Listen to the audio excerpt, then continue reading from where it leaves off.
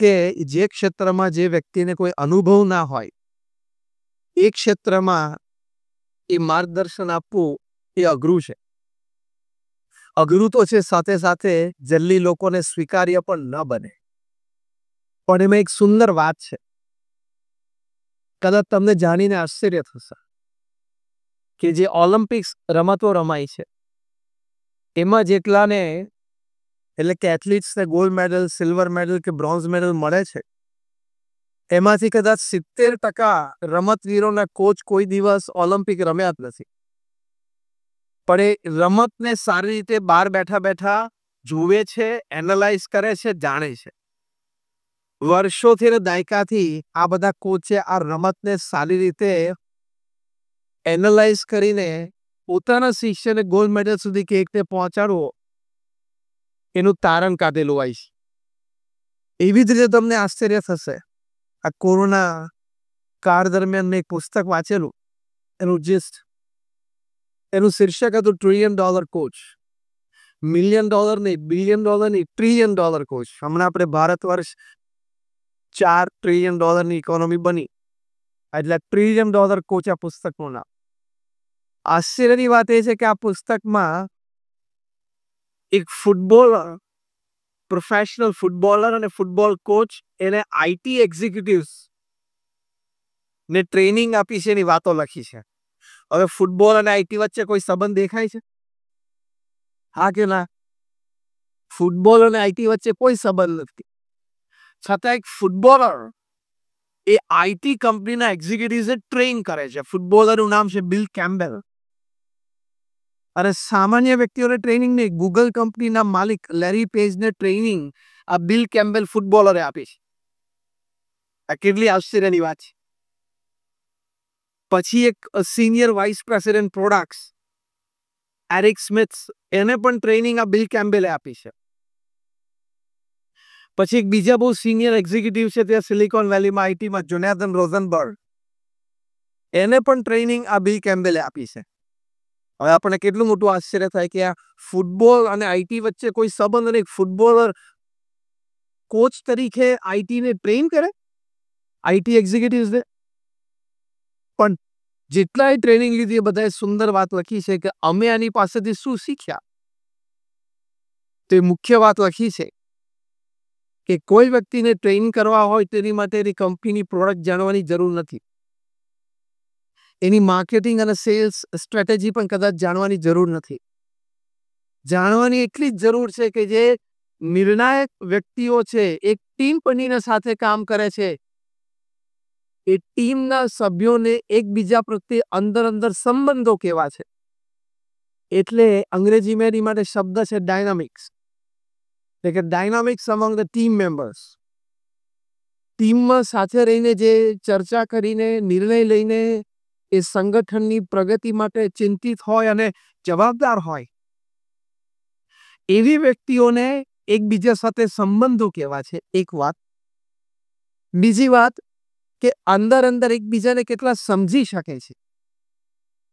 ત્રીજી વાત, એકબીજાના નિર્ણયોને કેટલો આદર આપી શકે છે. ચોથી વાત, મીટિંગમાં સાથે બેઠા હોય ત્યારે એકબીજાના વિચારોને શાંતિથી સાંભળીને સમજીને પ્રત્યુત્તર આપતી વખતે કેટલા શાંત રહી શકે છે. આ તંત્ર જો વ્યવસ્થિત ગોઠવાય તો બાકીની ક્વોલિટી પ્રોડક્ટ, એનું માર્કેટિંગ, એનું સેલ્સ, એ બધું એની જાતે ગોઠવાય. આ 2 દ્રષ્ટાંત પ્રસંગો મેં તમને કહ્યા, જેનો હાર્દ એટલો છે કે કદાચ તમે જે તે ક્ષેત્રમાં વર્ષો સુધી ન પ્રવર્ત્યા હોય છતાં એ ક્ષેત્રને તમે બહાર બેઠા બેઠા સારી રીતે જાણીને એ ક્ષેત્રમાં સારું માર્ગદર્શન આપી શકો છો.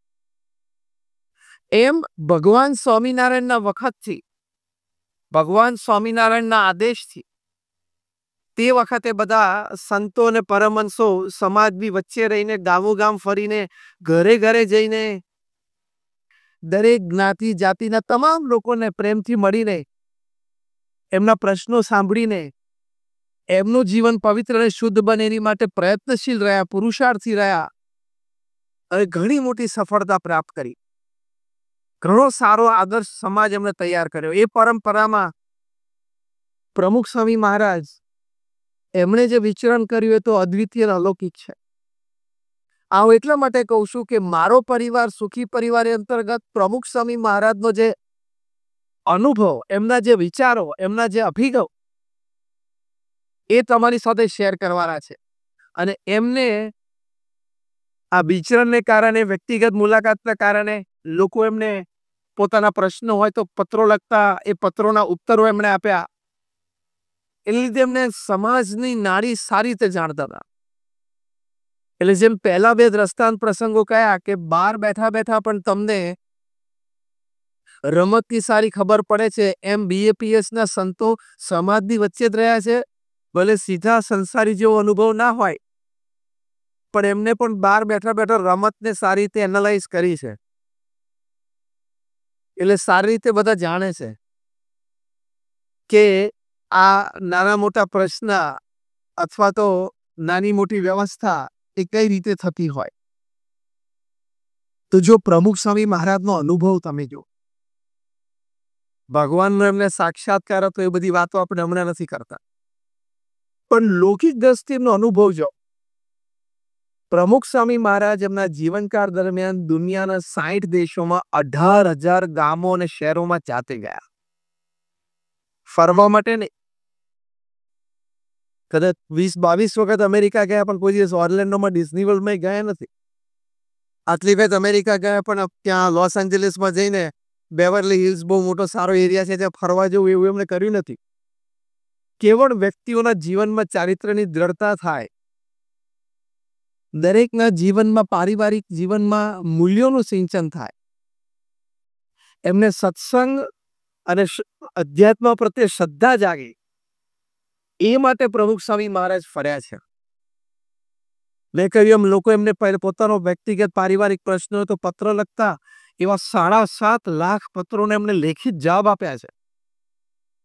એનો મતલબ કે રોજના લગભગ 50 થી 70 પત્રોના લેખિત જવાબ, પ્રશ્નનું સમાધાન, ખાલી આશીર્વાદ નહીં પણ પ્રેક્ટિકલ પ્રેગ્મેટિક સમાધાન આપવું, સ્પષ્ટપણે હા કે સ્પષ્ટપણે ના, કેવડી મોટી જવાબદારી થઈ જાય.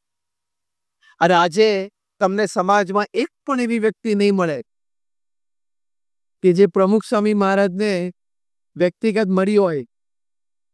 4 મિલિયન 40 લાખ લોકો એમને વ્યક્તિગત મળીને પોતાના જીવનલક્ષી માર્ગદર્શન મેળવ્યું, કે પત્ર લખ્યો હોય એવા 7.5 લાખ પત્રો, કે મેં પ્રમુખ સ્વામી મહારાજને કઈ પત્રમાં અથવા વ્યક્તિગત મુલાકાતમાં મારા પ્રશ્નની વાત કરેલી, પ્રમુખ સ્વામી મહારાજે મને સમાધાન આપેલું, એ સમાધાન પ્રમાણે હું ચાલ્યો અને આજે દુઃખી છું, એવી એક વ્યક્તિ તમને સમાજમાં નહીં મળે. આઈ ચેલેન્જ એન્ડ ગેરંટી.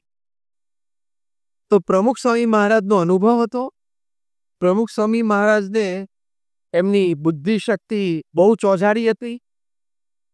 પ્રમુખ સ્વામી મહારાજમાં એ શાણપણ, વિઝડમ હતું. અને on top of all this, પ્રમુખ સ્વામી મહારાજમાં જે દિવ્યતા, ડિવિનિટી, ભગવાનના આશીર્વાદ હતા, એને લઈને વ્યક્તિ અને સમાજને યોગ્ય રાહ પર દોરી શકે. તો મારો પરિવાર સુખી થાય, એનાથી આપણને લાભ જે આપણે કહ્યું કે એક તો પરિવારમાં સ્થિરતા રહે, સુખ શાંતિ રહે. બીજું, દરેકને એકબીજા સાથેનો સહવાસનો આનંદ આવે. ત્રીજું, તમે સત્સંગ કરતા હો, મંદિરે જતા હોય, તેમાં અધ્યાત્મનો પણ યથાર્થ આનંદ આવે. ચોથું, તમે જે વેપાર ધંધો નોકરી કરતા એમાં પણ દરેકને પ્રેરણા અને ઉત્સાહ રહે, અને દરેકને જીવન જીવ્યાનો સંતોષ છે. સુખી પરિવારના 4-5 પ્રકારના લાભ છે.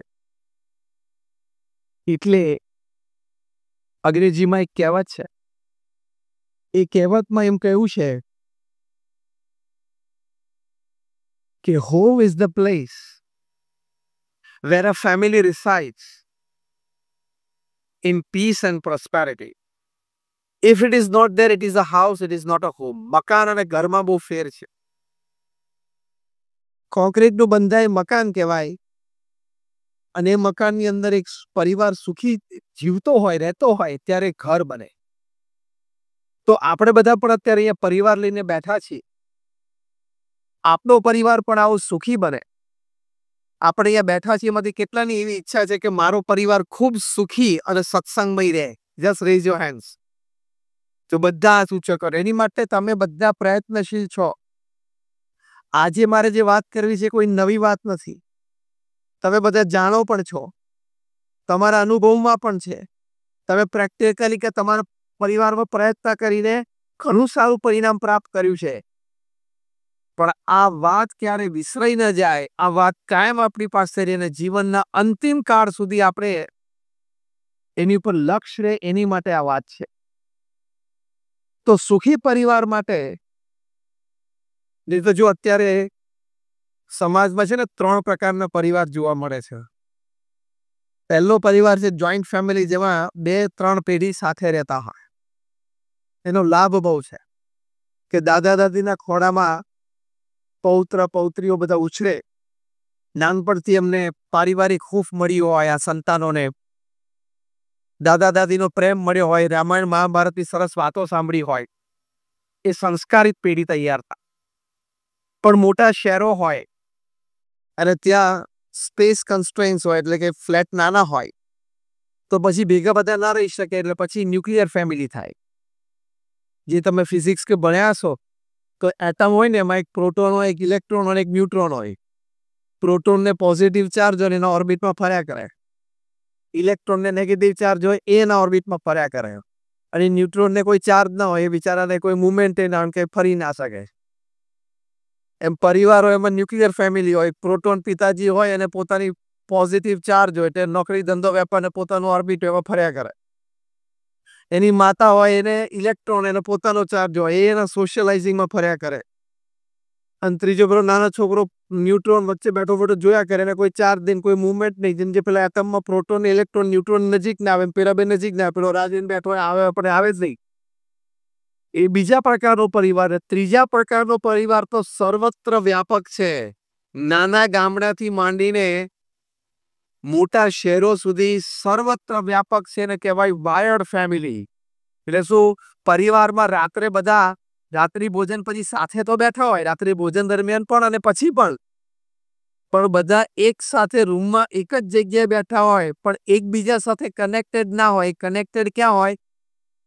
બધાને જવાબ ખબર છે, મોબાઈલ સાથે કનેક્ટેડ હોય. એટલે એને કહેવાય વાયર્ડ ફેમિલી. પરિવાર ખરું પણ વાયર સાથે જોડાયેલું, એકબીજા સાથે જોડાયેલું નહીં. એટલે એક આ જોઈન્ટ ફેમિલી છે, બીજું ન્યુક્લિયર ફેમિલી છે, ત્રીજું વાયર્ડ ફેમિલી છે. એટલે વાયર્ડ ફેમિલીની વ્યાખ્યામાં તો આપણે બધા જ આવીએ છીએ. એટલે પહેલી વાત પ્રમુખ સ્વામી મહારાજ કરતા કે પરિવારને સમય આપ. આ બહુ જ અગત્યની વાત છે. આપણે ટેકન ફોર ગ્રાન્ટેડ હોય કે આ પરિવારમાં છે, જે પતિ પત્ની સંતાનો વૃદ્ધ મા બાપ બધા ઘરે જ છે, ગમે તે રાત્રે 8 વાગે 9 વાગે 10 વાગે જે બધા ઘરે હોય જ છે. એટલે આપણે ટેકન ફોર ગ્રાન્ટેડ થઈ ગયું, બધા છે.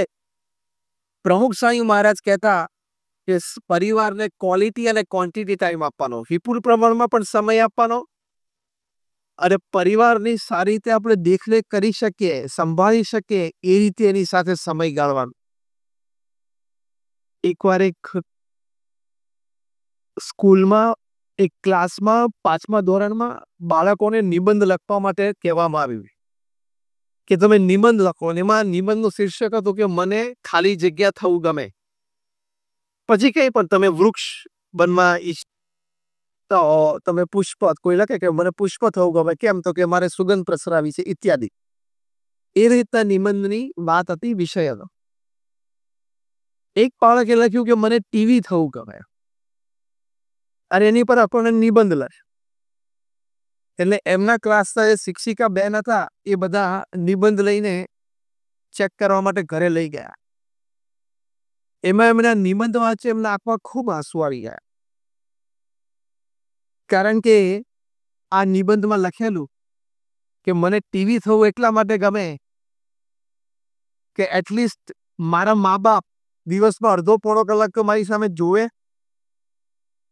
રડતા રડતા શિક્ષિકા બેન એમના પતિને કહ્યું કે જો આ નિબંધ તમે વાંચો.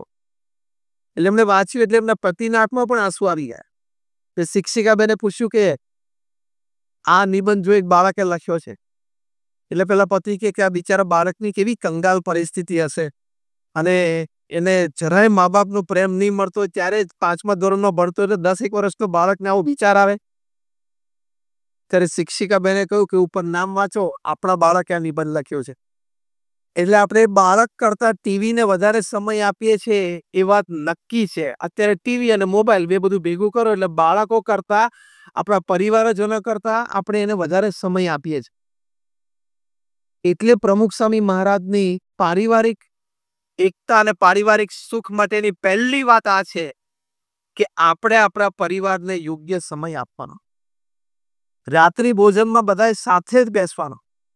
પેટલા તો ક્યાં કઈ મોટું ગામ છે, ગમે તે એક છેડેથી બીજા છેડે પહોંચવું હોય તો 15-20 મિનિટ પહોંચી જવાય. બરાબર? હા કે ના? મુંબઈ કે અમદાવાદ જેવું મોટું શહેર હોય કે એક છેડેથી બીજા છેડે જવું તો કલાક 1.5 કલાક, ને મુંબઈ તો 2 કે 3 કલાક થાય એવું તો છે. તો ઘરે એક સમય નક્કી રાખવાનો. 8 તો 8, 7:30 તો 7:30, 8:30 તો 8:30, પણ 7:30 થી 8:30 ની વચ્ચે બધા ઘરે પહોંચી જ જવાનો. એ પ્રેક્ટિકલ તમને ઉપાય આપું છું. અને સારા પરિવારો પોતાના પરિવાર વ્યક્તિઓ પોતાના પરિવાર પાસે રાત્રિ ભોજન માટે સાથે પહોંચી જાય છે. તમે બધાએ કુમાર મંગલમ બિરલાનું નામ સાંભળ્યું હશે. અતિ ધનાઢ્ય વ્યક્તિ, 5 લાખ કરોડનું કોંગ્લોમેરેટ છે ફ્રોમ સોલ્ટ ટુ સોફ્ટવેર. એમને એમના ધર્મપત્નીનો ઇન્ટરવ્યુ લીધેલો ટાઈમ્સ ઓફ ઇન્ડિયામાં પૂછ્યું કે તમને આટલો બધો મોટો વેપાર, આટલો બધો તમારો office time, meeting time, travel time, અને તમે સાઉથ મુંબઈમાં ટાઉનમાં રહો છો એટલે આટલી બધી રોજના 2-3 પ્રસંગોનું ઇન્વિટેશન હોય, તમે કેવી રીતે તમારા પરિવાર માટે સમય કાઢી શકો છો? ત્યારે કુમાર મંગલમ બિરલાના ધર્મપત્નીએ ઉત્તર આપ્યો. એમણે કહ્યું કે it is a custom in the Birla house that at 8 p.m. everybody has to deposit their mobile with the mother and sit for dinner. કે બિરલા પરિવારમાં કાયદો છે કે રાત્રે 8 વાગે દરેકે પોતાનો મોબાઈલ ફોન માતૃશ્રી પાસે જમા કરાવી દેવાનો અને રાત્રે 8 વાગે ડાઇનિંગ ટેબલ ઉપર રાત્રિ ભોજનમાં પરિવાર સાથે બેસી જવાનો. પત્રકારને આશ્ચર્ય થયું કે કુમાર મંગલમ બિરલા પોતે પણ કરે? તો કે આ પોતે પણ, એ ઓફિસમાં કુમાર મંગલમ બિરલા છે, પરિવારમાં તો પરિવારજન જ છે. પછી તો કે 8 થી 8:45 રાત્રિ ભોજન ચાલે અને 8:45 થી 9:30 ડાઇનિંગ ટેબલ ઉપર બેસીને અમે બધા આખા દિવસની એકબીજાની વાતો સાંભળીએ, કોઈ પ્રસંગ આવતો હોય પરિવારમાં તેની ચર્ચા વિમર્શ કરીએ, પ્લાનિંગ કરીએ, અથવા તો અમારા પરિવારમાં સારા પ્રસંગો અમારા બાપ દાદાના બન્યા હોય એ અમે નેક્સ્ટ પેઢી સાથે શેર કરીએ. કેવું કલ્ચર કહેવાય! અને આપણે તો રાત્રિ ભોજનમાં કદાચ પહોંચી ના શકતા હોઈએ. ઘણા નસીબમાં તો એવું છે કે આવીને રાત્રે 10 વાગે 11 વાગે ઓલું ઢાકેલું હોય ને આમ કાઢીને ખાવા બેસવાનું. અને કાં તો રાત્રિ ભોજનમાં ભેગા બેઠા હોય ને તોય પાછો જમણા હાથમાં કોળિયો હોય ને ડાબા હાથમાં શું હોય? એક્શન કરો તો મને ખબર પડે. તો એક સિમ્પલ પ્રશ્ન પૂછવાનો કે તમે રાત્રિ ભોજનમાં સમયમાં તમારા પરિવાર સાથે બેસો છો તે વખતે તમારી બાજુમાં તમારા પરિવારજન જે તમારું લોહીનું સગું છે, 2 ફૂટ દૂર બેઠા છે, એ અગત્યનું છે કે કોઈએ 100, 200, 500 કિલોમીટર દૂરથી એના સમયે ફોન કર્યો એ ફોન અગત્યનો છે? કયું અગત્યનું છે, પહેલું કે બીજું? એ પરિવારજન અગત્યનું છે. તો પહેલી અગત્યની વાત છે કે આજે આપણે અહીંયા સત્સંગ સભામાં આવ્યા છે તો બધા એક નિયમ આ પ્રસંગ ઉપરથી દ્રઢ કરવાનો છે.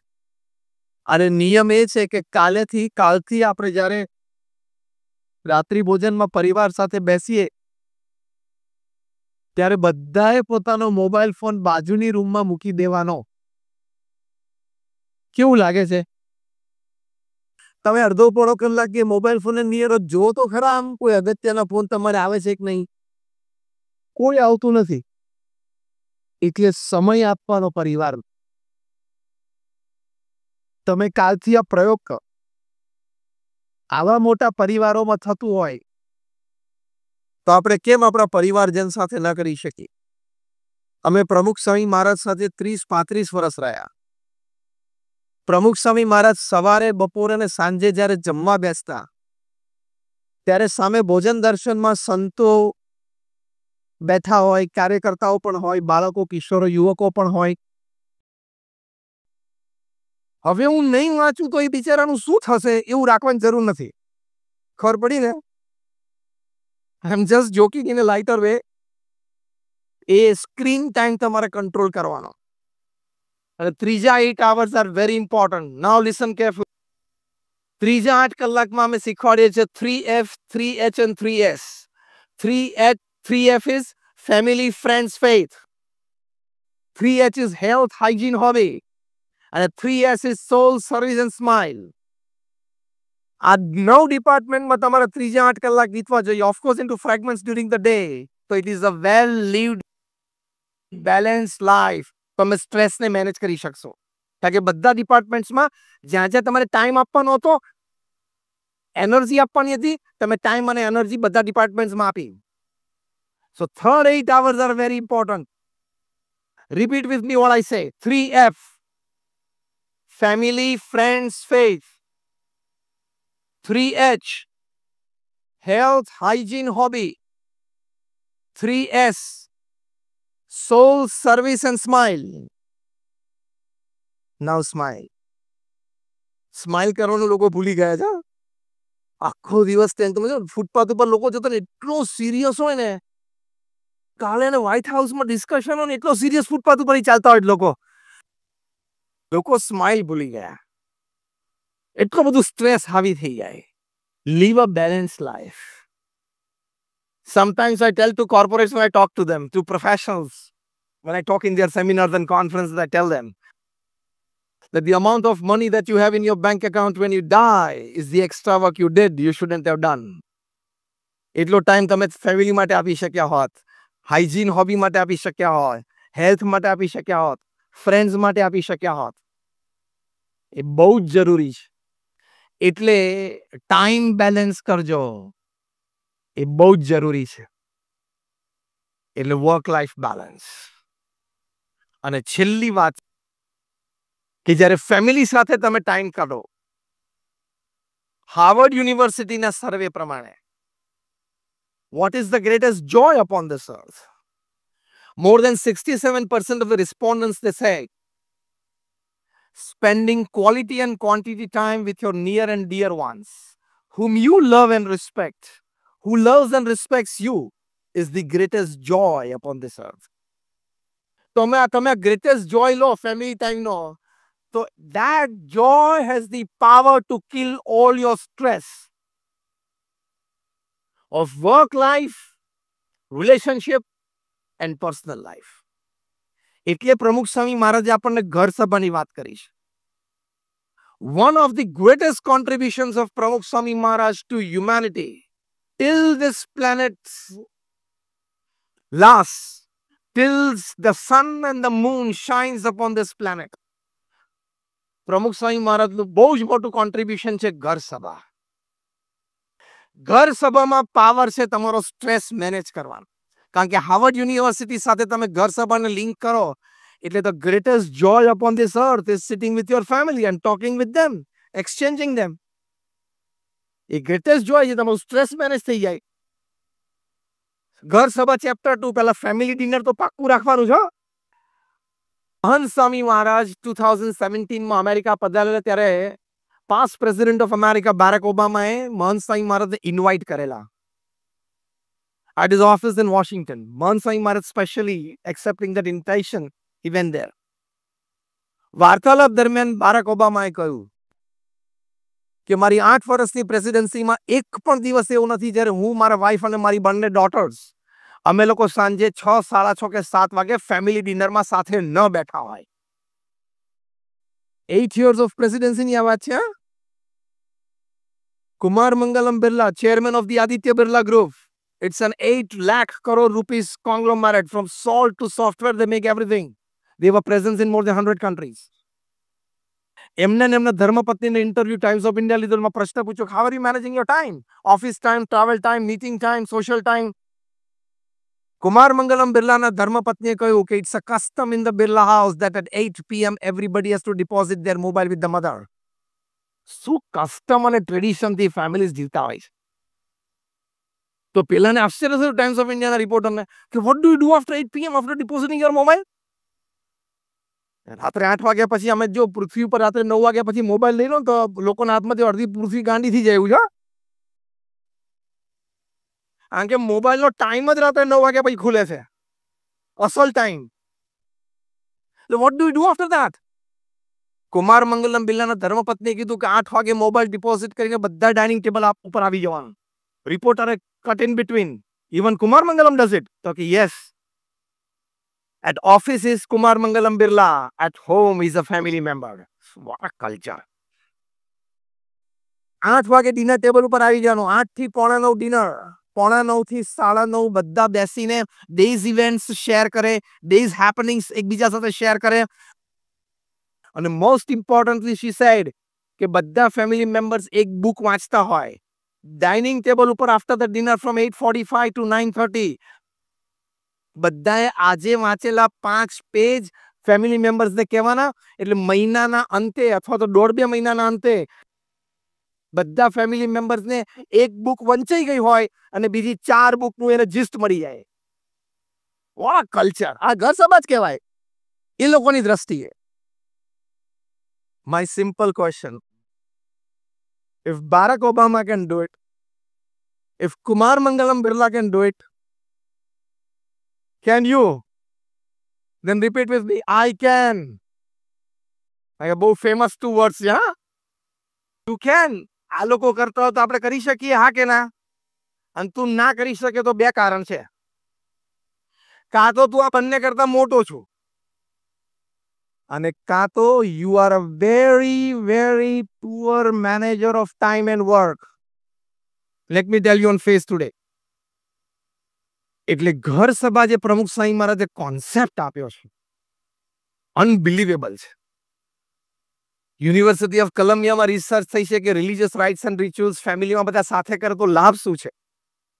છોકરાઓના એકેડેમિક સુધર્યા છે, છોકરાઓના નેબરહુડમાંથી કમ્પ્લેન ઓછી આવી છે, સ્કૂલમાંથી કમ્પ્લેન ઓછી આવી છે, પેરેન્ટ્સ ટીચર્સ મીટ હોય સ્કૂલમાં તે લોકોને વધારે રિસ્પેક્ટ મળ્યું છે, ઘણો બધો લાભ થયો છે. ચિલ્ડ્રન મોર ઓબિડિયન્ટ થયા છે. Closeness between parents and children has increase. આ બધું જ ઘર સભાથી થયું. તમે ઘર સભા નામનું પુસ્તક વાંચી લેજો, BAPS સંસ્થા તરફથી પ્રકાશિત થયું. બધા જ પ્રોબ્લેમ ઘર સભાને લીધે સોલ્વ થયા હોય એવા બધા પ્રસંગો રિયલ સ્ટોરીઝ મૂકી છે વિથ નેમ, જે તેની પરમિશન લઈને. બાપ દીકરા વચ્ચે ઘર્ષણ હોય તો એ મટી ગયા હોય એવા પ્રસંગો છે. ભાઈ બંને સરખી ઉંમરના હોય ને બિઝનેસમાં સાથે આવી ગયા હોય, પછી ફ્રિક્શન રહેતું હોય ડિસિઝન મેકિંગમાં તો એ મટી ગયું હોય એવા પ્રસંગો છે. પછી હસબન્ડ વાઇફ વચ્ચે સ્ટ્રેસ રહેતો હોય તો એ મટી ગયો હોય એવા પ્રસંગો છે. Mother in law daughter in લોના ઇશ્યુઝ હોય એ મટી ગયા હોય એવા પ્રસંગો છે ઘર સભામાં સાથે બેસવાથી. એટલે આ બધા પ્રસંગો 2, 4, 5, 10 નથી, હજારોની સંખ્યામાં બન્યા છે.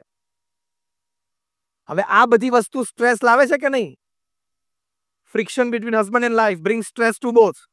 Mother in law daughter in law issue, stress આવે કે નહીં ઘરમાં બધાને? પછી બંને ભાઈઓ વચ્ચે બિઝનેસ ઉપર ફ્રિક્શન, એ ફ્રિક્શન ઘરે આવે કે નહીં? આવે જ. સ્ટ્રેસ બધાને લાવે. આ બધા સ્ટ્રેસને મેનેજ કરવા માટેની ઘર સભા એ ઉત્તમ ઉપાય છે. અઠવાડિયામાં 2 જ વખત કરવાની છે. 5 મિનિટ ભગવાનનું નામ સ્મરણ કરીએ, 10 મિનિટ પ્રમુખ સ્વામી મહારાજનું જીવન ચરિત્ર તમે વાંચો. whatever you want to learn in life, you will learn from પ્રમુખ સ્વામી's life. હું આ બધા આપણે સભા બેઠી છે. I challenge and guarantee one thing. Tonight, before you go to sleep, pick up any incident of your life. Good or bad, negative or positive. A incident ક્યાંક ને ક્યાંક પ્રમુખ સ્વામી મહારાજના લાઈફમાં બન્યો જ હશે. Just learn from him. How did he deal with it? And you will be out of stress. આવા મહાન સંતનું જીવનમાં એને ઊંડાણ પણ એટલું હોય, ઊંચાઈ પણ એટલી હોય. પ્રમુખ સ્વામી's life has depth and height. એટલે આટલી સારી વસ્તુ આપણી પાસે છે સ્ટ્રેસ મેનેજ કરવા માટે. પછી આપણે સ્ટ્રેસમાં રહીએ તો વાંક કોનો છે? એટલે અધ્યાત્મ છે. અને છેલ્લી વાત કહીને 2 મિનિટમાં હું પૂરું કરું. રિલેશનશિપ સંબંધી સ્ટ્રેસ એ મોટો સ્ટ્રેસ છે.